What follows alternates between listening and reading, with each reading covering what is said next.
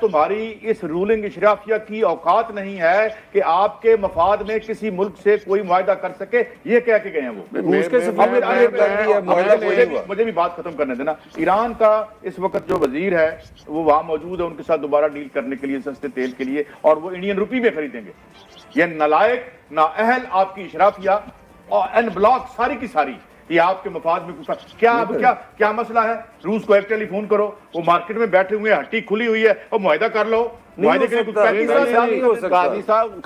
اور آپ آخری بات، اور آپ کہتے تھے کہ ہم ان کو لے کے آئیں گے تو یہ تو بڑے پیارے ہیں ویسٹ کے۔ ایک تو نمبر ایک اس کو لے کے آئے تھے، اس کو لے کے آئے تھے نہ، یہ عمران خان خود آیا تھا، اس کو بھائی لوگ لے کے آئے تھے، ان کو بھی لے آئے، یہ تو پہلے اصلیت آ گئی نا۔ دوسری بات، میں تو یہ کہہ ہی نہیں رہا، میں کہہ رہا ہوں کہ مجھے افسوس ہے کہ یہ پوائنٹ سکورنگ کرتے جا رہے ہیں، پوائنٹ سکورنگ کرتے جا رہے ہیں۔ پیٹرول اصل بات یہ 310 پہ جا رہا ہے قاضی صاحب، اس سے مشکل وقت یہ غریبوں کا شروع ہوگا۔ آپ کے یہاں پائپ لائن ایران لے کے آیا ہوا تھا جو زرداری صاحب نے معاہدہ کیا تھا، آپ نے آگے کیوں نہیں بنائی؟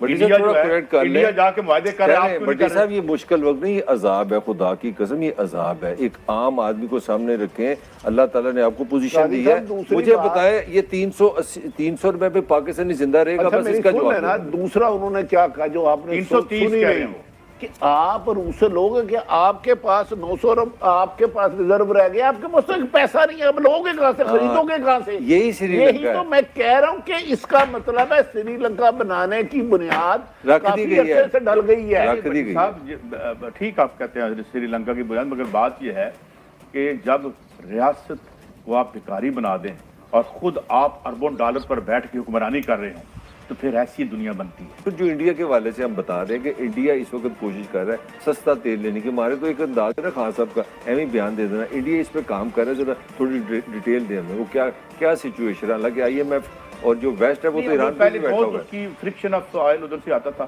اب جب سے انہوں نے سستا کیا ہے ان کے پاس فیسلٹیاں ہیں، تو ہم کیوں نہیں لے سکتے؟ پاکستان کو کیا قاضی صاحب یہ میری بھی رہنمائی فرمائیں، اگر جو امریکہ کا صحیح دوست تو بھارت ہے نا وہ لے سکتا ہے، ہم کیوں نہیں لے سکتے؟ ذرا رہنمائی فرمائیں عام لوگوں کے لیے، میرے لیے نہیں۔ دیکھیں بٹی صاحب بات یہ ہے کہ آپ کے حکمران طبقے میں اتنی سخت نہیں ہے، اتنا ویژن نہیں ہے، ان کا دو پیسے کے مفادات سے بندھے ہوئے لوگ ہیں۔ یار تم تاریخ میں رہتے ہو، تاریخ بنا رہے ہو، ایک حکمران بن جاتے ہو تم، اس کے بعد کیا ہوتے ہیں پیسے؟ کیا ہوتے ہیں پھر؟ کیا ہوتا ہے پیسے؟ مطلب میں نے کیرالا کا 3 دفعہ کا چیف منسٹر یا 2 دفعہ کا چیف منسٹر جو ہے ایک چھوٹے سے مکان میں ننگی چارپائی پہ لیٹا ہوا تھا۔